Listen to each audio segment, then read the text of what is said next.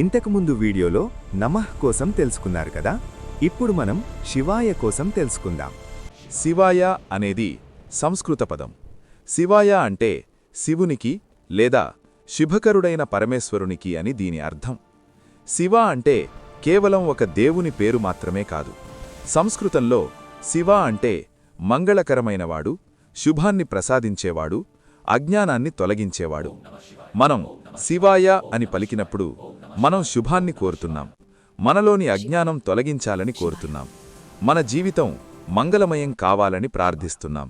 శివాయ అనేది కేవలం ఒక పదం కాదు, అది దైవాన్ని చేరుకోవడానికి ఒక మార్గం.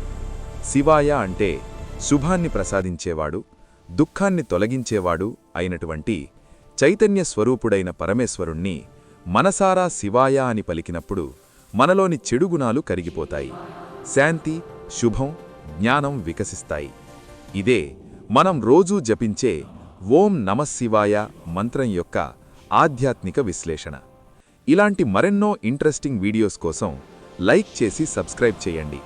చివరిగా ఓం నమఃశివాయ అని కామెంట్ చేయండి.